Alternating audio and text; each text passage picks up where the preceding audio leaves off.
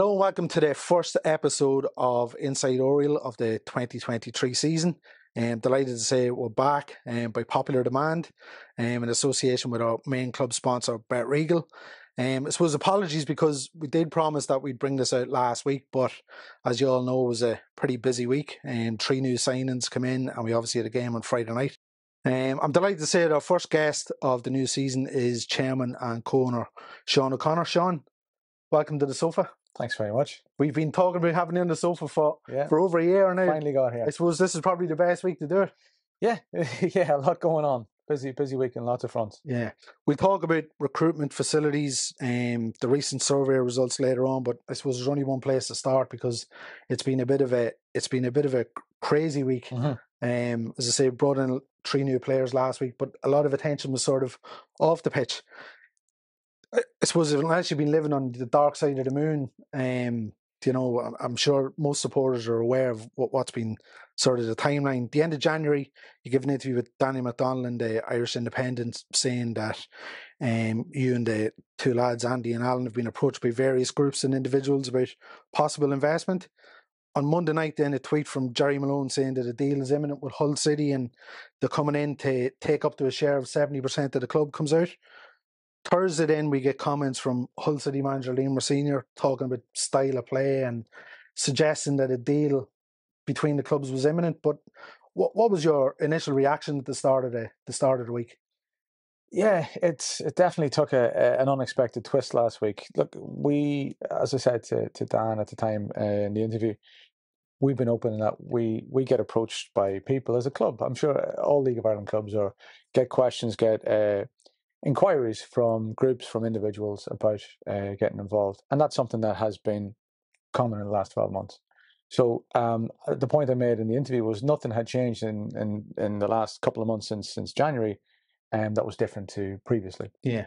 But yeah, so when we had conversations with Hull, I think that's apparent now. That's been well covered. But we're at a point now that at those conversations that we don't see them, we're not going to progress with them at this point. And we both kind of decided to put things on ice and we're not going to be going forward at this point. But exactly to what I said to Dan at the time, these conversations to come and go, certain conversations will go down a path and they won't move on. But that's the nature of this business. That's the nature of football. And that's what we expect to happen. And from how the last 7 days went with regards to that, the things that happened, they took us all by surprise. It was never as close as that was being made out in the last 7 days. Are you surprised the way that the coverage of the links sort of blew up over the last couple of months? Because I think it's been open, and you've been open, and Andy and Alan have been open since you've come in, that investment wouldn't be an issue, and you've had people coming to you over the last 15 months.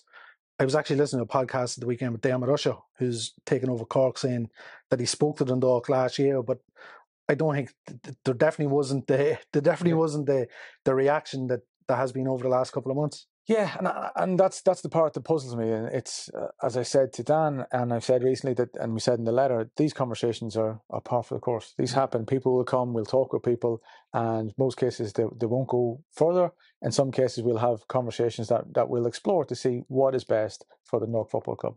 And every decision we make along that journey will be: is this the best decision and the best move for the football club?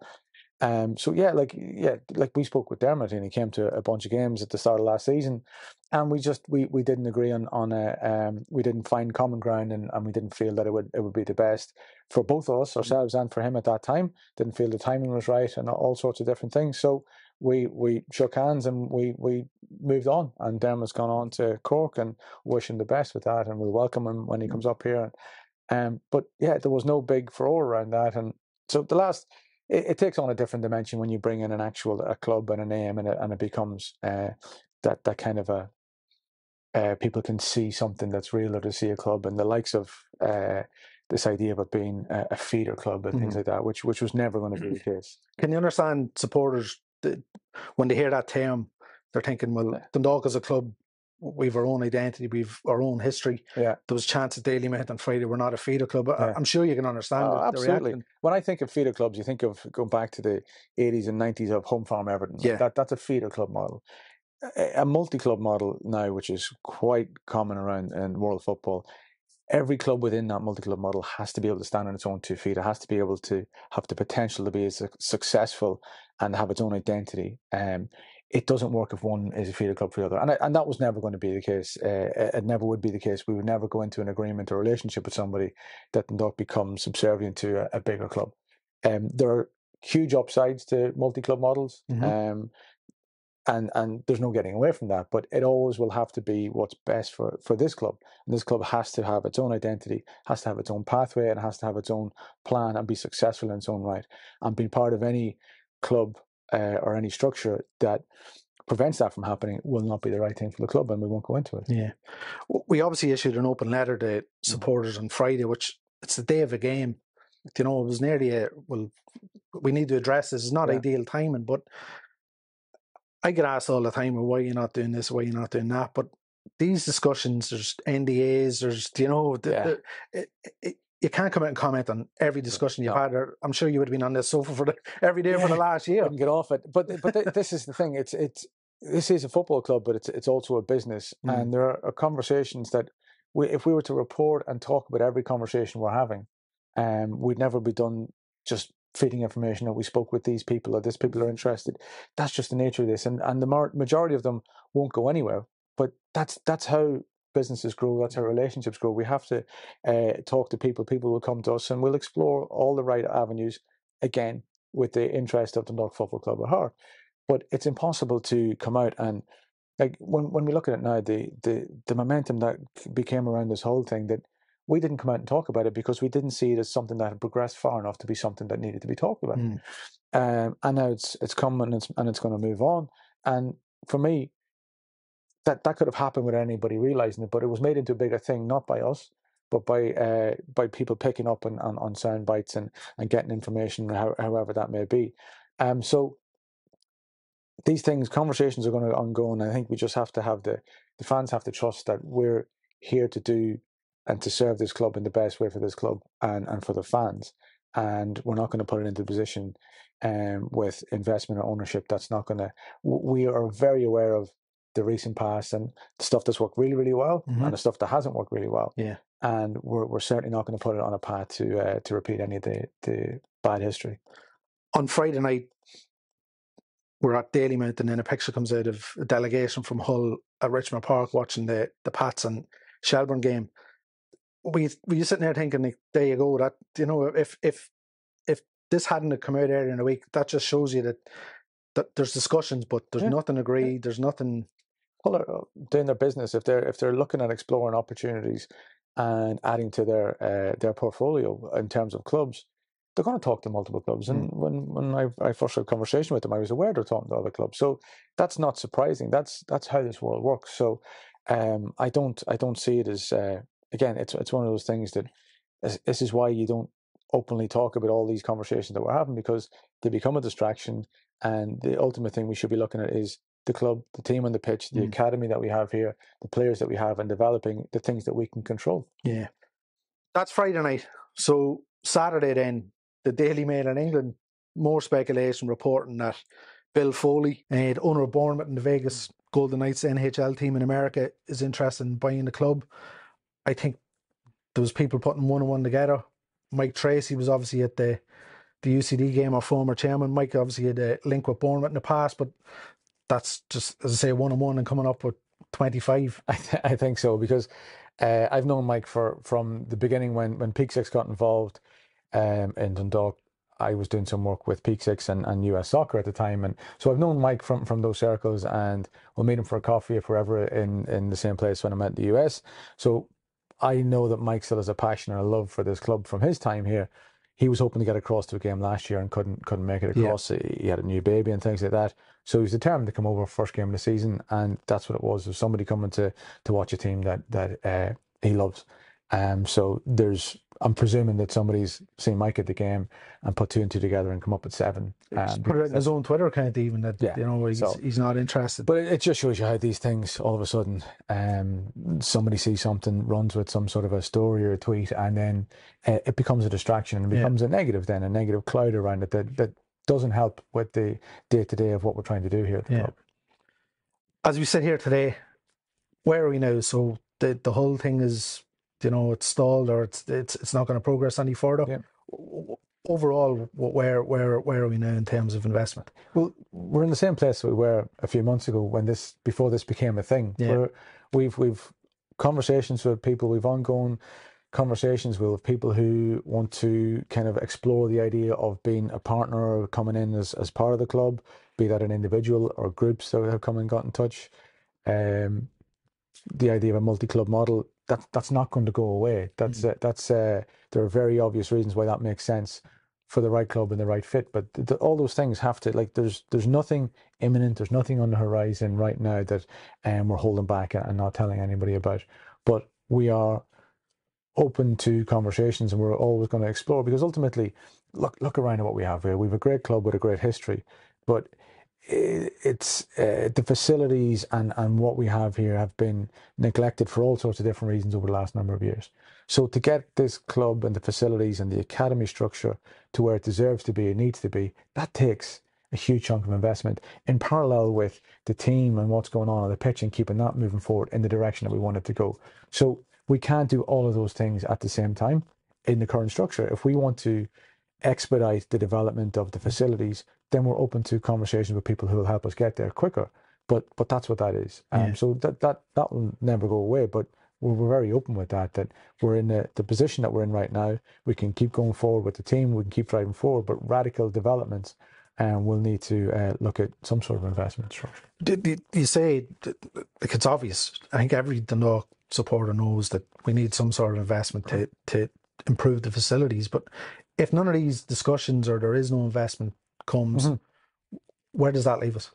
No, we're in a position as a club that we've got like going to the team, for example, like the investment or lack of investment over the last couple of months, which was never imminent, that hasn't impacted or had any effect on the team in any way. Like the team's budget and everything is there, and we're moving forward with that. So when it comes to that's on its own path. So we're still, as a club, we just have to do things at a slower rate, at a slower pace than we would like to do if we're able to put more structure around the place. Yeah. Just finally on this section, the line that was in the open letter that sort of struck me most was, we're mindful of the turbulent period that the club went through in recent years, and we want to assure everyone that if any of these options reaches a successful conclusion, it will leave the Dundalk Football Club in a much stronger position to meet all of our community football and development ambitions. Yourself, Alan and Andy, you're from the area, you're from the town, you're supporters of the club, you've seen the trauma, I think, that the club went through in 2021. It's a big decision. It's a big decision, I'm sure, if an investor comes in and you decide to go with it, but you're conscious of what everybody went through before. Absolutely. And we're here, we live it and breathe it, we see it. I can't in all good conscience come in and take over the club 1 year and then ship it on the next year. That's not what this is about. This is about speeding up the development of the club if something was to happen. So we're very aware of what happened, and we're not remote owners. We're not somebody who's distant. We're in a different country, and we're kind of running this over a phone. We're here, so we know that we're not in a position to do something that we can just kind of moonwalk out of this. That's not where we are. That's not what we want. Anything that we're talking about, or any conversations that we've had or will have in the future, will see us as being part of this going forward. It's not about us getting moving out of the club. It's about us bolstering what we already have, and we believe what we can bring to the club. Yeah. Okay, Sean, thanks for that. That's the end of part one. We'll be back in part two. We'll have a more general chat about things like recruitment, season tickets, the academy. But as I said at the start, we had a busy week last week. Brought in 3 new players. One of them was Rayhan Tulloch, who come in on loan from West Brom. Ray came off the bench in Dalymount on Friday night. I think he showed lots of promise and what he might be able to offer, and we caught up with him after training today. Ray, you had your first taste of League of Ireland football on Friday night at Dalymount Park. Disappointing result, which we'll come back to. But what was your thoughts? I enjoyed it. To be fair, it was fun. It was quick. It was intense, but that's what I sort of expected when I was coming over here. Yeah. So it was enjoyable though as a whole. It was a pretty manic couple of days for you. You come over here late Wednesday night, did a light session on Thursday, and then come off the bench on Friday night. Yeah, it's just I don't know. I just needed to be. I thought I just needed to be ready. Yeah. And I just prepared as well as I could, even though there was obviously things that were a bit out of my control. But it's what it is, isn't it? Yeah. Are you looking forward now to this week because you'll have a full week's training in ahead of the double header? We've had a very good week's training, to be fair. It's been very intense. That's another thing I've noticed. It's sharp, everyone's on it, getting after each other, but I think that's how a football environment should be. But like I said earlier, it is enjoyable. So it's a good group to be around as well, and I've settled in very quickly. Yeah. We mentioned it last week when you signed. You obviously played with Conor Malley at Rochdale. Robbie McCourt's another player you know while he was at West Brom. Yeah. Which does that help you when you're coming to a new place? I think it does. It makes it, seeing familiar faces, you settle in a little bit more quickly because they'll bring you into their groups, and then you just sort of get to know everyone from there. But it has helped a lot. Yeah. You must have been out in the pitch on Friday night still unsure of names and stuff like that. It's something that's probably overlooked at the time, but like you're coming straight into a new environment. You're going straight up on the bus and you're thrown straight into it. Yeah, I was, to be fair. I wasn't. There was one time when Hayden had the ball at centre back and I was just thinking, oh crap, I forgot his name. But it'd only been literally one day. Yeah. But now I've got everyone's name now. Yeah. So it's alright. So you're, as you say, you've been in with the group now. What have you made of them as quality wise? There's a lot of quality in the squad. There's a lot of quality, and I think we've seen that on the start of the game on last week Friday. I was like wow, these are really good. And then obviously in training it's exactly the same. So I don't think there'll be anything to worry about going forward in the season because the quality is unbelievable. Yeah. Stephen said after that, you know, he could take a lot of positives and he's seen a lot of plus points. The disappointing thing for most of us was probably the penetration in the final third. We probably didn't do enough, but I'm sure that's where the likes of yourself will hopefully help with that. Yeah, hopefully. Yeah, that's what I'm here to do, is like be a threat and score goals. That's it, literally. Simple as score goals and get assists and win games. That's all. That's it. Nothing else. Yeah, I think we'd all be happy if that's all you do. You seen the supporters on Friday night. We'd 500 away fans made the trip to Dublin. You're looking forward to getting out here now on Friday and Monday. 2 home games in front of our own supporters. Yeah, it was really good support, to be fair. Yeah, even after the game, obviously the result didn't go how we wanted it to go, but they were still behind us, clapping, standing up, and I was just like, that's really nice, because as a player it's nice to know that you've got the supporters behind you, so it does help. Then going forward into Friday, we'll still have that confidence to think, they're here to support us, not just, get after us a little bit. Yeah, coming over on loan, I'm sure Monday Friday, that's, you're probably just really looking forward to games coming as thick, as fast as they are. Yeah, it's, is it Friday, Monday, then is it another Friday as well, up to Derry next Friday again, yeah. Okay, yeah, it's just football, you can't really complain. It's just the more games the better. That's why we all play football, for the Friday nights, the Saturday afternoons and stuff, so that's why we're all here. Yeah. And finally, you've the number 77 shirt. Yeah. Yeah. What was the thinking behind that? That's between me and my mum. Right, okay. Yeah. But is it a number you like? Yeah. We just like it's just my number. Yeah. I think now it is anyway. We just spoke about it and then it just happened, and I was just like, I'll have that number. Good stuff. Well, hopefully it's a lucky one for you. Yeah. Ray, thanks a million. Thanks for joining me. Thank you.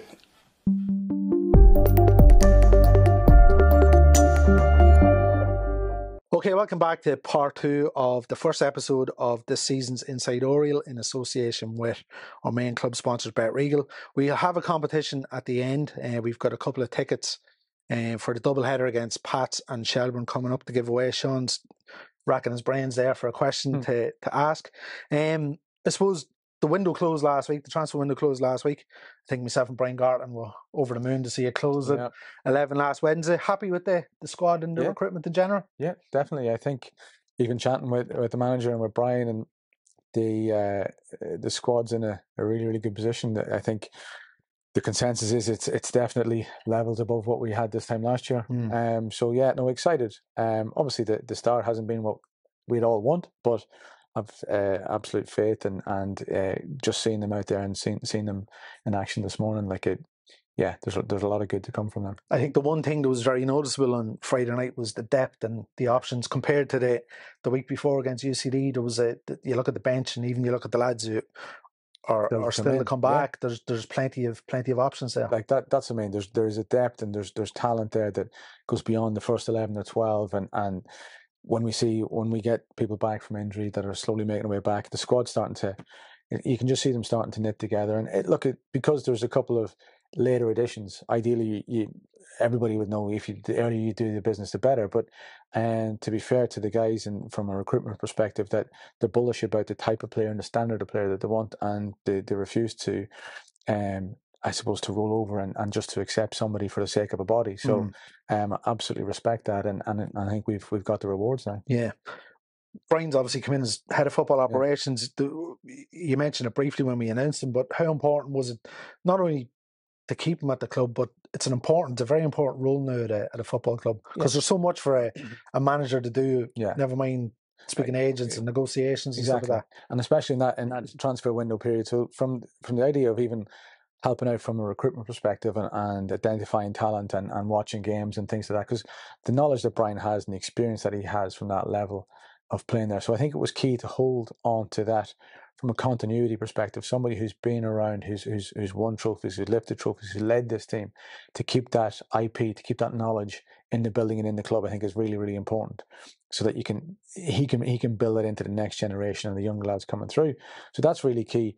But the role itself is hugely important, and it takes away some of the stress and strain to allow Stephen and the coaches to be able to concentrate on coaching, and then the Brian can help out in terms of getting players across the line and getting deals done, talking with agents, talking with players.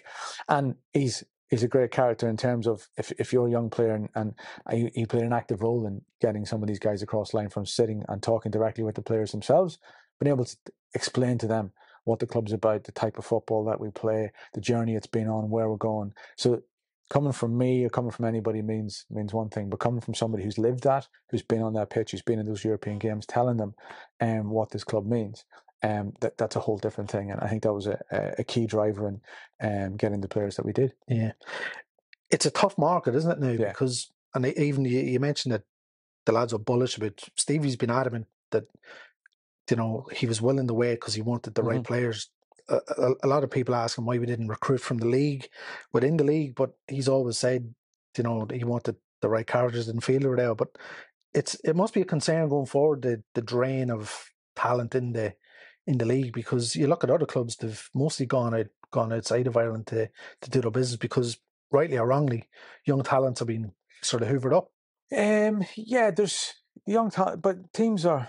There's definitely the young talent's coming through, and we'll get onto our own academy, the young talent we have coming through. It is there, but it's definitely, you look at the depth of the league compared to even a few years ago, and in terms of the teams, and like you look at 3, 4, 5 teams from Rovers coming down the league from last year, like it's very, very competitive and very, very close. So I do think that there are more teams capable of going further and run close than there have been in previous years, and because of that, I think there's a bigger demand for players. It's more of a players' market, and there's a bigger demand for what's here. So people then have to look elsewhere to try and fill some of those gaps, and especially if you want to get it at a certain standard as well. There's only so many players in the country that can play at this level. So if you have to and you want to compete, you're going to have to look elsewhere at times. Yeah, as Stevie said last week as well, it's exciting when you see the likes of Johannes coming in from Finland. Great goal the other night and showed real glimpses of quality. But there's something exciting as well about, rather than the usual merry-go-round that we used to see at the end of every season.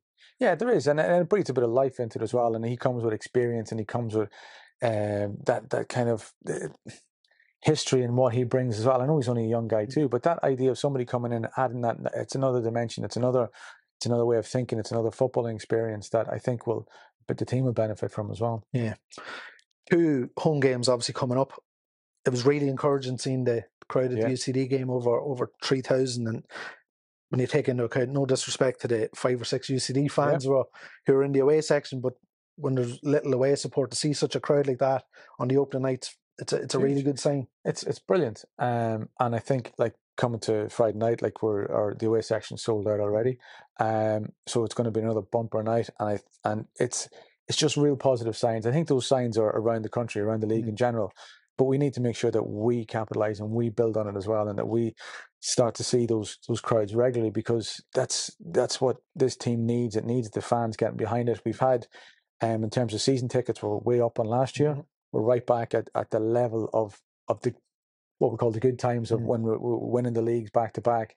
We're at that level in terms of season tickets. So all the right numbers, all the right metrics are trending in the right direction and moving forward. So it's important that the fans, because you can see the quality on the pitch, and it'll just, as I said, the first couple of games didn't go the way we probably would want, but given those, with every game that passes, this team are knitting together more, they're gelling together, and the quality is going to start to shine through. So I'm excited, and it's great to see the opener, as you said, UCD, with very few away fans that were having crowds at that level. So it excites me as to where we can go. Yeah, just on the season tickets, I think it's an important thing that sometimes we're criticised for not holding fundraisers, or I don't think Dundalk's a fundraising sort of. Do you know what I mean? If it's a fundraiser in terms of somebody is sick or whatever, great time. But all fundraising nearly comes from season tickets, merchandise, sponsorship, which is very healthy again this year, and it's something we need to acknowledge. I think. Yeah, definitely. It's and that will never not be the case, no matter what structure or guys, or as we move forward, investment or not. Like, the season tickets are core to what happens at this club. Having fans here is the big driver. We want to increase that. Merchandise, and I think we've seen a really bumper Christmas period and so on, and some of the new kit and all those things are flying off the shelves. So that's a real positive. But the commercial sponsorship and working with local companies and businesses, that's always a core part, I believe. When you look back at Dundalk down through the years, from as a kid coming here watching it, the local businesses being part of that process, part of that journey, the sponsorship they provide is core to what we do here at the club. But also that relationship then with the businesses and the team and the players is a big part of the club. I think that's more of a driver for this club. Other clubs will have fundraisers and different events and golf events and all those types of things, whereas I think it's wrapping our arms around the local businesses and trying to make sure that they're a part of what we're doing, and that we can all benefit from that. Takes us nicely onto the academy, because all of our academy teams are sponsored this year, which is brilliant, boys and girls. Yeah, it's going to be announced in the next few days or so. We're going to have 3 new sponsors coming on to the academy, which is fantastic, because the club is more than just the first team. We have to be looking wider and looking at that academy and making sure we have the pathway, that we have the coaches in place, which we have. We've got some fantastic coaches throughout the academy on the boys and the girls side, and we need to have that pathway that we can improve the players and give them that opportunity and ability to transition to the first team. Ultimately, that's what everybody wants. I think the academy, big strides over the last 12 months. Really good season last year. You can see over recent weeks, 4 of the lads, the under 17s, under 19s involved in the school squad. Lots of lads called up for international assessments. It's in a good place at the minute. It is. There's a real healthy buzz around the academy, because there's a real depth of talent. There's as I said, there's a great pathway. There's a great understanding from the coaches the whole way through. And with Derek kind of bringing that whole thing together and kind of overseeing it, there's a real positive feeling around the academy at the moment, and they work closely with the first team now as well. That there isn't an us and them. There's a good relationship, and you have to be able to see. If I'm a 15, 16-year-old kid, I have to be able to see a pathway that I can play in that team. And all you have to do is look at Ryan O'Kane out there coming through, and he's an example. And you've got 2 or 3 young lads that are playing at that 19s level that you could see them figuring this season, and that's got to be a positive. That's what in pre-season I think you'd seen 4 or 5, and it's brilliant. Everybody loves Ryan's the obvious one, but you go back to Tiernan Mulvaney, Mark Griffin, David Crawley. Everybody loves seeing Oisin Coleman, come off the bench in pre-season. Everybody loves seeing a lad from from their street or from their area going on and playing with the first team on a Friday night. It gives the crowd, you see it on a Friday night. It gives the crowd something to get behind, because it is, and the support and the love of every one of the players, I'm sure. There's no doubt about that, no argument about that. But when it's somebody locally, it just adds that little extra dimension to it, and you can see the level of intensity, and the fans will go up when Ryan gets on the ball and so on. So they're all positives, and we want more of that coming through. Yeah. And I think we have to be mindful of that we have to try and develop as much of that, and the sponsorships that we're receiving this year will go a long way to moving it forward another notch this season. Yeah.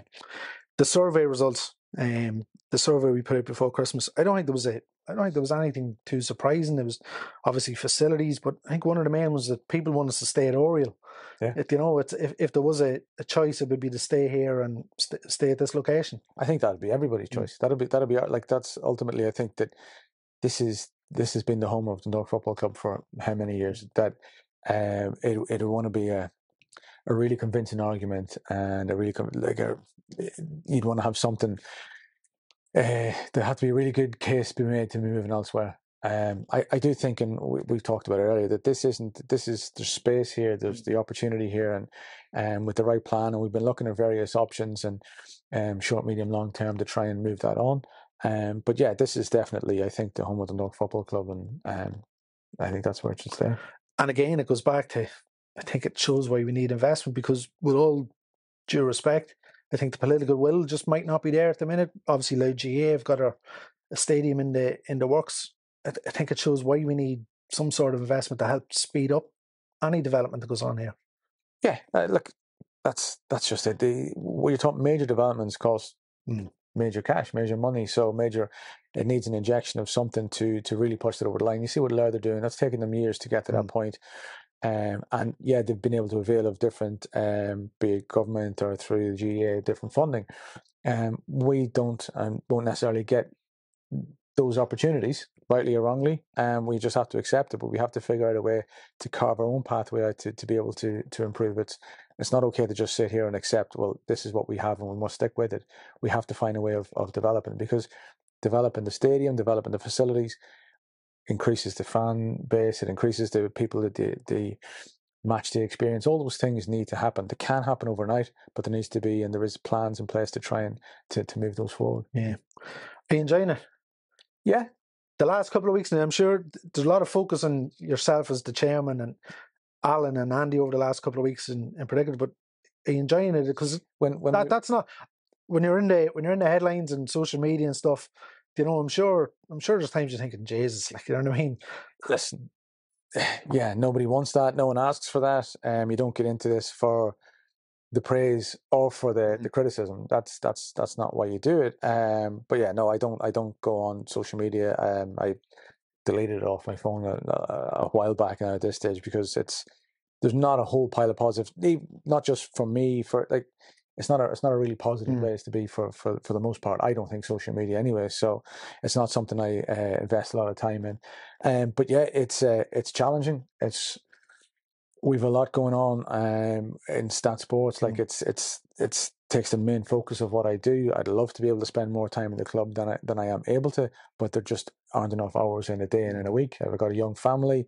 So all those things, we have to get the right balance while making sure that we're able to set the club up to improve and succeed and go forward. I suppose the one thing is, and you're all aware of it, it just shows you how important this club is to people the last couple of weeks. It is, and that's never been more apparent the last couple of weeks, but it's whatever happens going forward, the club is going to evolve. It's going to change. It's going to grow as the league is evolving. The league is rebranded. The league is changing. The league's becoming more competitive. The League of Ireland is I think, as attractive place to be. The hype around it the last couple of years has been greater than a long time across the league as a whole, as opposed to one or two teams. So it's a really good place to be at the moment, and there's a lot of change and momentum. If we want to move with that, we have to evolve and adapt as a club as well. So we have to accept that we're going to move things forward, and fans have to be ready to embrace and be part of this evolution. I'm not saying that knowing there's nothing that's coming from behind the couch here that's going to happen. I hope not. But that's the times we're in. We have to be positive about it. We have to put the club in put the best foot forward, and to support it, as opposed to I suppose coming back to trusting what we're doing and what we're trying to do here at the club, and not necessarily believe in every single tweet that comes out or every single piece of crumb of information. Journalists have jobs to do, and I absolutely respect and appreciate that. But we just have to make sure that people understand that not everything they read is going to be taken at face value. Yeah. Not everything they see in the paper, and that not just about Dundalk. That shows you just social media and everything that's out there. You have to kind of take a step back and evaluate what may or may not be the case. But yeah, it's an exciting time. It's challenging. Everything is. It was never not going to be. Yeah. But it's looking forward to just kicking on with the season. Good stuff. Good to have you on the sofa. Get you back now and back tomorrow for another update. Absolutely. Yeah, we'll see what the next 24 hours hold. Just a couple of housekeeping bits to clear up. The winner of the signed jersey from our first episode of the Black and White Town podcast was Rory Gilsonan. Rory rightly identified Sean Connor's interview after the infamous game against Sligo Rovers back in 2009 when we had 3 players sent off. So not my interview. No, not Sean. Sean Connor, not Sean O'Connor. And we get that jersey out to you soon, Rory. Say we've got 2 stand tickets for the Pats and the Shelbourne game on Friday and Monday to give away. Have you got a question in your head that you can come up with? Name the 2 players of the current squad that Ryan Tulloch played with previously. 2 players of the current Dundalk squad. So Ryan has played with 2 members of our current squad. Just leave your answer in the comment section below and we'll announce a winner on Thursday. The players playlist this week is Andy Boyle, Louis Ainsley. New thing we're doing with the warm-up music. Louis Ainsley got off to a solid start, I think, last week against UCD. Some good tunes. Andy Boyle's up this week. I don't know what. I'm not too sure about Boyle now, to be honest. Interesting to see what comes out. Obviously, tickets for the Pats game are now on sale. You can buy ground tickets online and stand tickets from the office. And we'll be back with a podcast next week ahead of the trip to Derry. And we'll be back on the sofa for the second episode of Inside Oriel in association with BetRegal in the build-up to the Loud Derby with Drogheda United on March the 16th. Sean, thanks for joining me. Really appreciate it. Thanks for tuning in. We hope you enjoyed it. And we'll see you all at Oriel on Friday and on Monday. So see you then.